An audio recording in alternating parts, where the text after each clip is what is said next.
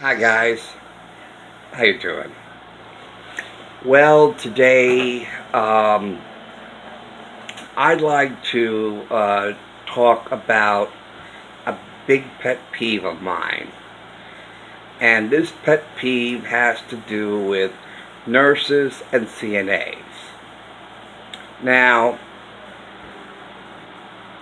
the one thing I've noticed about nurses and CNAs, especially in rehab and nursing facilities, is they never think outside the box. It's as if they're only programmed one way. Nurses, when doing blood sugars, only go for the index finger. As far as the nurse is concerned, the resident, the patient, have no other fingers. They don't exist. Or they're instructed or programmed by their professors that the other fingers on the patient's or resident's hands do not exist. Either that or the other 9 fingers do not have blood in them. The only finger that you can check blood sugar is the index finger, because you won't get any from the other fingers, because there will never be any blood coming from the other fingers. Now, also CNAs, they're programmed only to place the trays one way, and that's across. And even if there's not room enough on the table to go across, they will push the resident's personal belongings out of the way, okay, or push them or just shove them up the table just so that they can put the tray the only way they know how. They do not see, let's see, the available space is not enough to put it this way. Maybe I'll use my brain and do it a different way. But they don't do that. And they'll say, well, how do you want the tray? Well, how much space do you see? Do you see it won't work if you do it this way? Have you ever thought, maybe I can put the tray this way instead of this way? And the same thing with the nurses. You know, it's like they're programmed to go only for the middle finger, because the other fingers don't exist. And if, God forbid, a patient or resident by accidentally chops off his middle finger, the nurse will be completely and totally lost. Totally lost. It's like, oh my God, the patient doesn't have an index finger. How am I going to check blood sugar? I better check the nursing manual. Let me see. I'll open up the nursing manual. Let's see. No index finger, blood sugar, no index finger. It's not in here. There's no reference, there's no footnotes, no bibliography, no references. Nothing. Nothing in the nursing textbooks in the colleges. I'll bet you. They have nothing in the nursing textbooks about what to do if the resident does not have either index finger. And they have 8 other fingers, including the thumbs.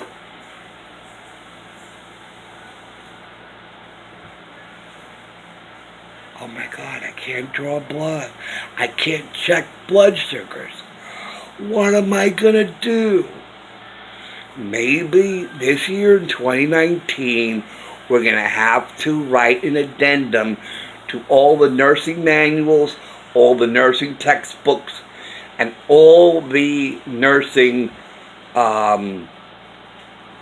classes, that a resident has 10 fingers on his body, in his hands. He has 10 fingers. Oh my God! What a revelation! Oh my God, he has 10 fingers. I can choose. But nurse doesn't want to choose. Either that. There's no creativity there. And then the nurse says to me, well, what finger do you want me to poke? Surprise me. I don't care what finger you poke. Pick and choose. Eeny, meeny, miny, mo. I don't care. But don't keep going after the same finger each and every time. That gets boring after a while. And the finger gets calloused. As a matter of fact, there was one nurse, my index finger was so calloused up. She used up about 20 pokers. You know, for 5 minutes she kept trying again and again and again. Poke, no blood. Let me try again. Poke, still no blood. Let me try again. Poke, still no blood. Maybe I should poke a little harder. Poke! No, still no blood. Maybe I'm not poking hard enough. Poke! Still no blood. And after 20 times, she says, maybe I better try another finger. Oh my God. Even a 5th grader could figure that out after 5 tries.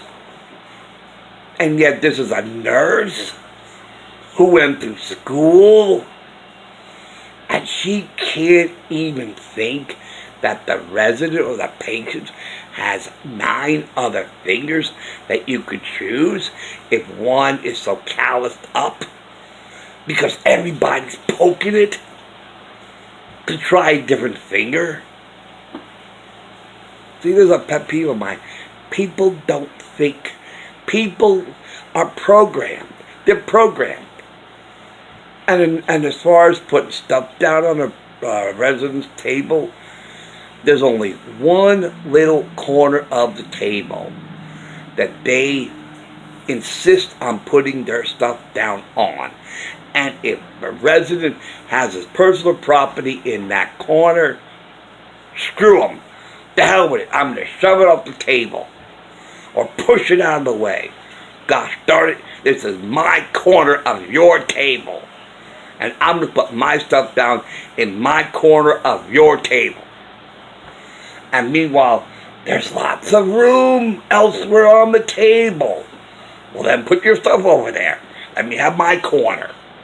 No, this is my room. As a social worker once told me, that a resident's room is home, and the staff has to respect that. And if a resident or if a staff does not respect a resident's room being their home, okay, then that's a problem. So they're going after 0 available space and avoiding a vast football field when you have lots of other rest of the table. So in comparison, they're insistent on putting their stuff down where there is 0 available space. Zero available space. And yet you got 1,000 square feet of available space that they don't see. They don't see, they don't care about, they don't want to put their stuff down on there. They don't realize there's all this available space. But they don't want to put their stuff down because they're programmed not to. They're only programmed to put their stuff down on one specific corner of a resident's table. And the rest of the table does not exist. Just like the resident's 8 other fingers don't exist. They don't exist. They don't exist. Either that or you won't get blood from it. You can't check blood sugars from this finger or this finger or this finger or the thumb. Nah, no blood. You can't get blood from there. That's what they're told in school. That's what they're programmed for. They're programmed to only go after the index finger. Only the index finger because the other fingers don't exist. Well, what finger do you want me to poke at? Oh, jeez Christ. My God. Surprise me. Surprise me. I don't know what finger to poke. Poke anyone. Okay, I'll go up to the index finger. Oh my God. Can you please change the record? You know, it's like it gets annoying after a while. Be creative. Be creative. Say, Or they don't even look at the fingers. Gee, this one looks so calloused up. Let me try this finger. That's callous too. Oh, this finger has been messed with. I'll go with that. They never teach you that in nursing school. They don't teach you that. They teach you, go after the middle finger. Always go after the middle finger to check blood sugar. Always. Always. And there's nothing in the nursing manual. There's nothing in the nursing textbook. There's nothing in nursing education that tells a nurse or a CNA, think outside the box. Think outside the box. Go after the index, the middle finger. That does not exist. That does not compute. Okay, try for the ring finger. That does not compute. Alright? Get blood out of the pinky. That does not compute. Go after the index finger. That computes. Go after the ring finger. Input contrary to established facts. That's another one. I love that one. Poke the pinky for blood sugar. Input contrary to established facts. That's what happens when you program. That's what happens when you program. You never think outside the box. And the CNAs, they will always put the food tray down one way. Like a one-way street. And they don't say, there's some room on the table, but not a lot.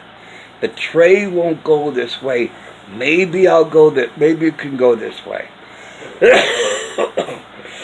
Excuse me. But they don't do that. They'll say, well, they don't know how you like your tray. Well, I like my tray in a way that you can put it where you're not knocking stuff off the table, or you don't have to move anything. That's the way I like it. Now, think of a way I'm not going to hold your hand, and tell you, let Daddy tell you how to do it. No. You look at that table and you see you can't put the tray this way. The only way you could do it is a different way, perpendicular to the way you're programmed to do it.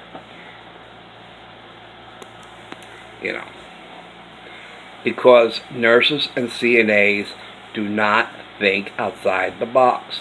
They are programmed to, like robots, to only poke the index finger because the other fingers don't exist, to only go after a teeny tiny little corner of a table, regardless if there's stuff on it, and only one way, and only one way, to put a food tray. Only one. Only one finger to poke. Only one little corner of a table. Only one. There are no options. Options do not exist. The whole table does not exist. All the 10 fingers do not exist. And the way the way a nurse goes after that corner is almost like the way my cat would go after a spot on the couch. There's all this room on the couch, but cats don't care about that. Only the cat cares about is this one little corner of the couch. And if something's on that corner, the cat will let you know. The cat will meow up a storm to order you to move that stuff off that corner. Because That's my corner. I don't care that's your couch. This is my corner. Same thing with the table. I don't care that this is your table. This is my corner of your table. And there's only one corner for me to put my stuff down, and that is in my corner of your table. And if there's stuff in my corner of your table, then you have to move that stuff. Either that or I will move it for you. I will shove it out of the way and in effect shove the stuff off the table. And they don't care. All they care about is that one little corner, that one teeny tiny little corner that they insist upon to put their stuff down. And they will ignore the rest of the table that is as big as a football field. Oh my God, look at all this room. And they will insist on zero, this one little corner that may or may not have available clearance. And if there's zero available space, by golly, they're going to make space. And they don't care how they do it. Because the ends justify the means. The ends justify the means as far as they're concerned. They're going to make space, they're going to make room to put their stuff down, regardless of how they do it. Because that's their corner of your table. And if that means knocking your stuff off your table, that's, somebody said that once. I forget the term. Collateral damage. Thank you. That's what I was thinking of. Collateral damage. So,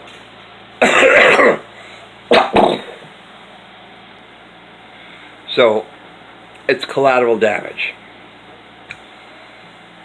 So if they knock stuff off your table, hey, that's collateral damage, man. Nothing you can do about that. Hey, it's acceptable losses, collateral damage, however way you want to put it, however way you want to phrase it.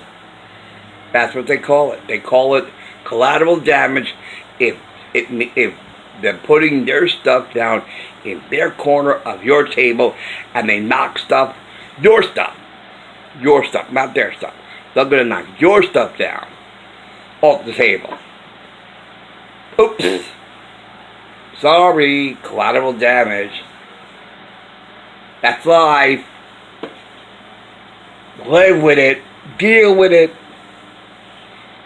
Hey, I knocked your stuff down. Haha. At least I got my corner. I got my little corner of your table. And I knocked your stuff down. Sorry, that's life. So anyway, this is my little blog, venting too. But it's just a pet peeve of mine I have, that nurses and CNAs do not think outside the box. They are programmed by their nursing professors. It has to be either that or they get it in their head somehow. If they're not programmed by the nursing professors, then they program themselves. And it's a program, and they follow that program. And to think outside the box, or to think that the person has 8 other fingers, it's like, input contrary to established facts. Please recalculate. Cannot compute. Same thing with putting the tray down a different way than what you've been programmed to put the tray down. Or look at a person's table. Look to see if there's room on the table other than a certain corner of that table that you claim as your own. You're claiming, his table is your corner. That's your corner of his table.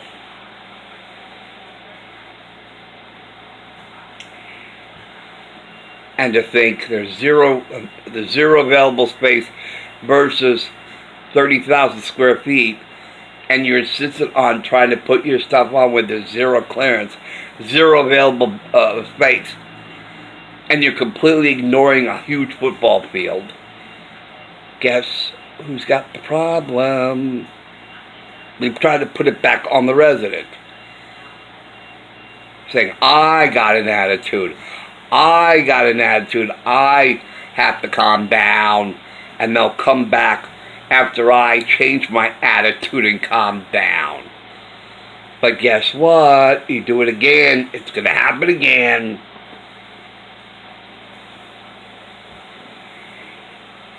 Oh, I'll change my attitude. If they think I got an attitude because I objected to her shoving my stuff off the table, how about I go over to her house and I shove stuff off her table?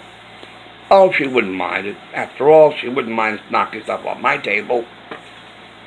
Or I claim a corner of her table, and if there's something of her property on that corner, I have every right to shove it off the table or shove it out of the way.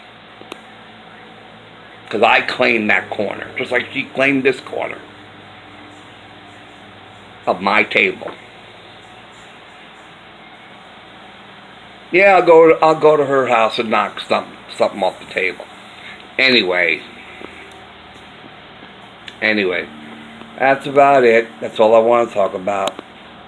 Alright, so take care and I'll see you later. Okay.